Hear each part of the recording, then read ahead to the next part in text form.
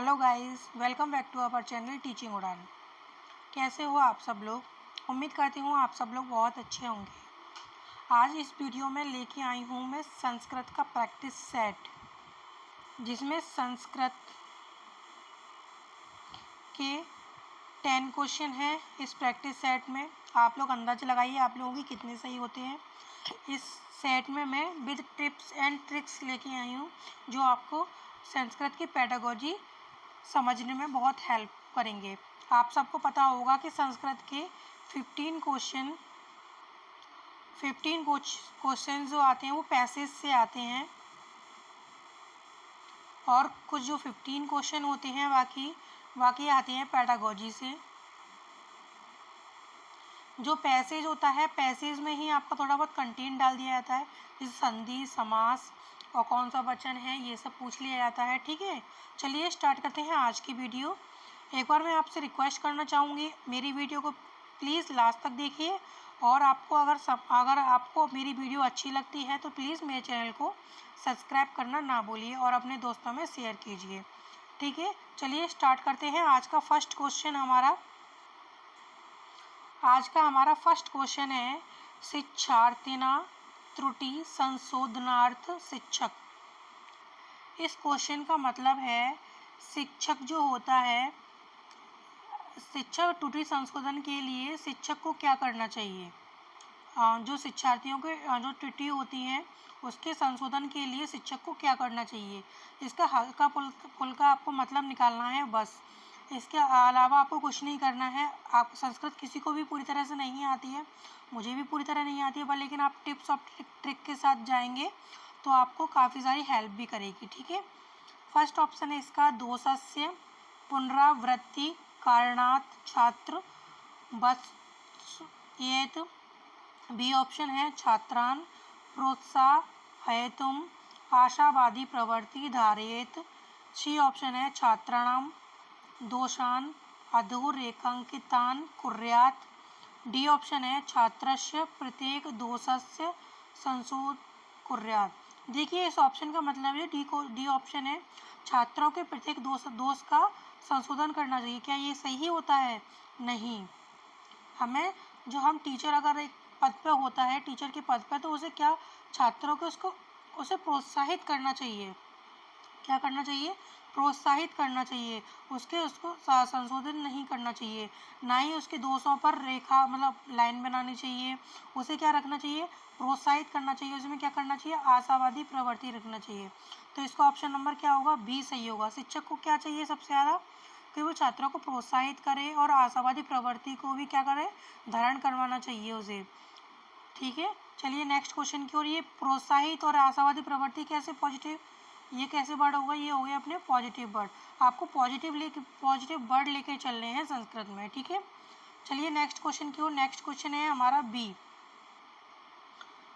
Second question है हमारा, हद स्तनेषु कथम भाषा परिवार भारते न विराजते। ए ऑप्शन है द्रविड़, बी ऑप्शन है तिब्बत बर्मन, सी ऑप्शन है अल्ताई, डी ऑप्शन है इंडो आर्यन।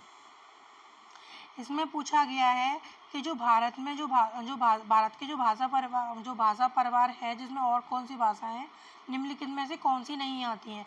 इसका मतलब होता है निम्नलिखित में से। ठीक है, इसमें कौन सी नहीं आती है? इसमें नहीं आती है अल्ताइक। भारत में अल्ताइक भाषा नहीं आती है, लेकिन जो द्रविड़ होती है, तिब्बत बर्मन, इंडो आर्यन, ये भारोपीय भाषा होती है। ठीक है, लेकिन जो अल्ताइक होती है, जो भाषा के परिवार में नहीं आती है। ठीक है, चलिए नेक्स्ट क्वेश्चन की ओर। नेक्स्ट क्वेश्चन है हमारा तीसरा। थर्ड क्वेश्चन बोल रहा है, पठन नाम। पठन क्या है? प्रश्नानुसार पूछा है, इसमें पठन क्या है? ए ऑप्शन है, अक्षराणाम शब्दानाम च कूट ज्ञानम। बी ऑप्शन है, संपूर्ण शब्दावल्या अधिगम। सी ऑप्शन है, भाषा अधिगम। डी ऑप्शन है, अर्थ करणम। पठन होता है मतलब हम किसी चीज़ को पढ़ते हैं। क्या होता है पठन? हम किसी चीज़ को पढ़ते हैं तो उसका क्या जानना होता है? हमें उसका अर्थ जानना होता है। अगर हम ऐसे ही पढ़े जा रहे हैं तो उसका कोई मतलब नहीं रह जाता है। तो उसका क्या बताना, जो प्रश्न होता है वो क्या होता है? प्रश्न क्या होता है? अर्थ का सहायक होता है। क्या होता है? अर्थ का सहायक होता है। क्योंकि जो पढ़ने का जो प्रथम सोपान होता है वो क्या होता है, अर्थ ज्ञान ही होता है। ठीक है, चलिए नेक्स्ट क्वेश्चन की ओर। नेक्स्ट क्वेश्चन है, आई होप आपको मेरी वीडियो पसंद आ रही होगी। नेक्स्ट क्वेश्चन है अनुमानम, जिसे इंग्लिश में बोलते हैं प्रिडिक्शन। एक उपकौशलम अस्ति, अनुमान एक कौशल है, उपकौशल है। किसका उपकौशल है, टिप्पणीकरणस्य, मतलब इंग्लिश में बोलते हैं इसे नोट मेकिंग। बी ऑप्शन है पठनस्य यानी कि रीडिंग। सी ऑप्शन है समूहकरणस्य यानी चंकिंग। डी ऑप्शन है सारांश करणस्य यानी समराइजिंग। इसका ऑप्शन कौन सा सही है, इसका ऑप्शन सही है पठनस्य। जो प्रिडिक्शन होता है मतलब अनुमान जो होता है वो किसका उपकौशल होता है, वो पठनस्य क्या होता है, मतलब रीडिंग का होता है।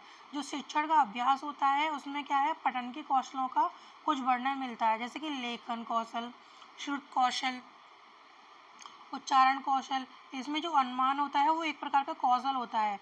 अनुमान क्या होता है, जो एक प्रकार का कौशल होता है, यह क्या होती है, उपकौशल भी होता है। इसमें क्या है, इसमें देखिए टिप्पणीकरण क्या होता है, हम किसी चीज़ पर टिप्पणी लिखते हैं वो होता है। और अनुमान का मतलब क्या होता है, हम किसी चीज़ पर अनुमान लगाते हैं कि दो चीज़ें हैं उसमें से कौन सी चीज़ सही हो सकती है।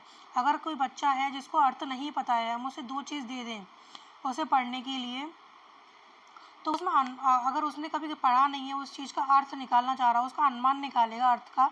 जैसे हम लोग संस्कृत में अनुमान निकालते हैं कि इसका अर्थ ये हो सकता है, तो उसमें किस में आएगा, ये रीडिंग में ही आएगा। ठीक है, चलिए नेक्स्ट क्वेश्चन की ओर। नेक्स्ट क्वेश्चन है हमारा, सुनीताया भाषा नियमाना रूपाणा च ज्ञानम अस्ति, एतेन तस्या विकास अस्ति। सुनीता है जो, सुनीता नामक एक छात्रा है, जो उसमें क्या है, भाषा नियमों का उसे क्या है, ज्ञान है। ऐसा ज्ञान जो ये है, ये कौन सा उसमें विकास है, इनमें से उसमें कौन सा विकास है। फर्स्ट ऑप्शन है भाषिक सामर्थ्य, बी है ऑप्शन है उसमें बहुभाषिक सामर्थ्य, सी ऑप्शन है द्विभाषिक सामर्थ्य, डी ऑप्शन है संप्रेषण सामर्थ्य। इसमें कौन सा अर्थ है, उसे किस चीज़ का ज्ञान है, उसे ज्ञान है भाषा नियमों का। किसका, भाषा नियमों का ज्ञान है उसे, तो उसे भाषा नियमों का ज्ञान है, तो वो किसके अंतर्गत आएगा, भाषिक सामर्थ्य। तो कौन सा ऑप्शन सही है इसमें, ए ऑप्शन सही है। सुनीता नामक एक छात्रा को भाषा नियमों और किसका, रूपों का ज्ञान है।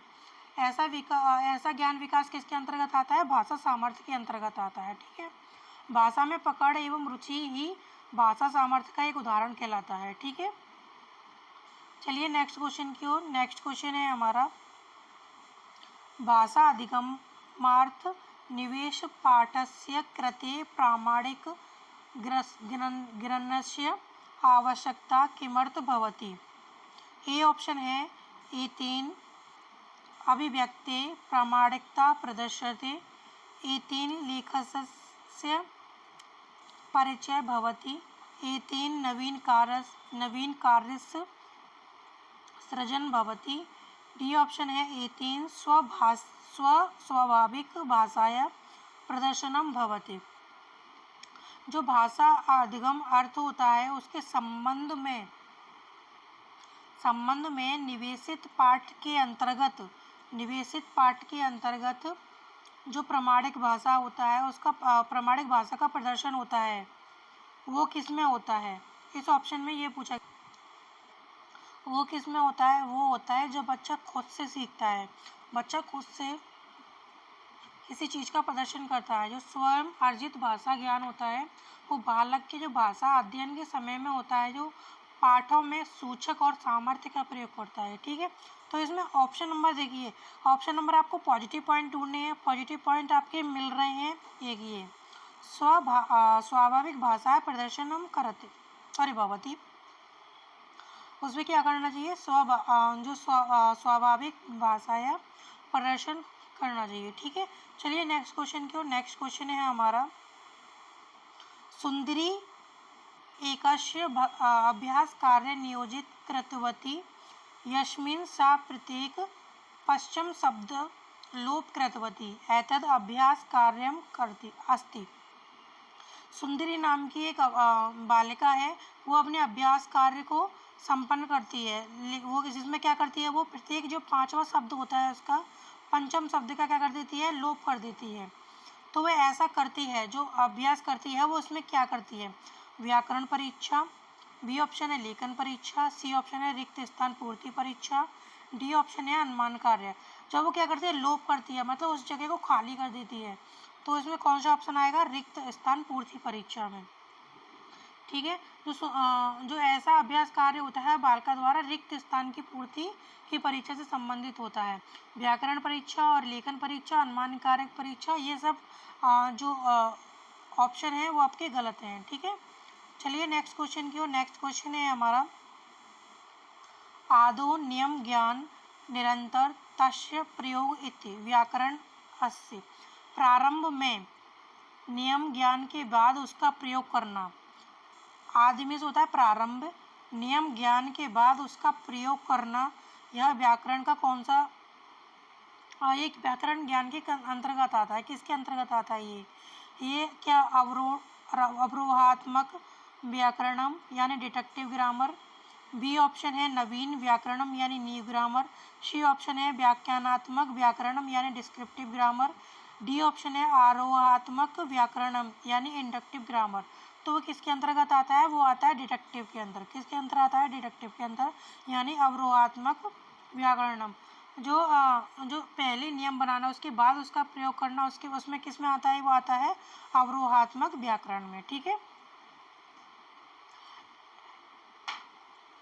इसे निगमन विधि भी बोल सकते हैं। क्या बोल सकते हैं इसे, निगमन विधि। ठीक है, और आगमन विधि क्या होती है, आगमन विधि होती है उदाहरण से नियम की ओर। ठीक है, चलिए नेक्स्ट क्वेश्चन की ओर। नेक्स्ट क्वेश्चन है, यात्रा व्रतम क्या है, यात्रा व्रतम एका विधा अस्ति। अस्ति में होता है। यात्रा व्रतम एक विधा है, किस में आती है विधा, क्या कविताया, असंबंध निबंधस्य, बी ऑप्शन है समीक्षाया, डी ऑप्शन है साहित्य। जो यात्रा वृत्तम आती है वो किस में आती है, साहित्य में आती है। तो इसका ऑप्शन कौन सा सही है, डी ऑप्शन सही है। जो इसी तरह जो स्मृति होती हैं, स्मृति रेखाएं और संस्मरण होते हैं, वो किस में आता है, वो भी साहित्य के अंतर्गत ही आती है। ये देखिए, यहाँ पे मैं आपके लिए सीटेट के कुछ कीवर्ड्स लेके आई हूँ जो आपके लिए बहुत हेल्प करेंगे आपके सीटेट के एग्ज़ाम के लिए, जिसमें आपको प्रैक्टिस सेट जो आप मैं प्रैक्टिस सेट कराऊंगी, आप उससे अपना अनुमान लगा सकते हैं कि आप कितना कर पा रहे हैं, अच्छा कर पा रहे हैं, बुरा कर पा रहे हैं। और इसमें क्या है, जो सीटेट के जो कीवर्ड्स हैं उसमें से आपको इस चीज़ का मतलब पता चल जाएगा इसमें क्या क्या है। आपको बहुत ज़्यादा अनुमान लगाने की ज़रूरत नहीं है, मतलब अनुमान आप लगा सकते हो, इसमें बहुत ज़्यादा आपको लिखने की ज़रूरत नहीं है। आप बस यही चीज़ें लिख लोगे तो आपको काफ़ी सारे कॉपी पेन लेके नोट कर लीजिएगा, और वीडियो को लास्ट तक देखेंगे तभी आपको समझ में आएगा। ठीक है, पहला है समीचीनम। क्वेश्चन में लास्ट में पूछ लिया जाता है समीचीनम, तो इसका मतलब होता है उपयुक्त विकल्प। असमीचीनम का मतलब होता है अनुपयुक्त विकल्प। प्रयोजन का मतलब क्या होता है, उद्देश्य। वर्धति का मतलब होता है बढ़ाने के लिए। और जो ज्ञानस्य होता है, ज्ञानस्य का मतलब होता है ज्ञान के लिए। समुचित का मतलब होता है सही या सही क्रम। समुपयुक्त का मतलब होता है उपयुक्त उत्तर यानी विकल्प। एवं साम किम करोति, इसका मतलब होता है वह ऐसा क्यों करता है। ठीक है, विरामादि चिन्ह का मतलब होता है विरामादि चिन्ह। भाषा अधिग्रहण समय, इसका मतलब होता है भाषा अधिग्रहण करते समय, भाषा ग्रहण करते समय। और ये है एक परिप्रेक्ष्य आधारित अधिगम, इसका मतलब होता है छात्रों को प्रश्न पूछने के लिए प्रेरित करना। क्या करने के लिए, छात्रों को प्रश्न पूछने के लिए प्रेरित करना। ठीक है, आज की वीडियो में यहीं ख़त्म कर रही हूँ। अगर आपको मेरी वीडियो पसंद आए तो प्लीज़ मेरे चैनल को सब्सक्राइब कीजिए, और वीडियो पे कमेंट करके मुझे आप बताइए कि आपको मेरा प्रैक्टिस सेट कैसा लगा। ठीक है।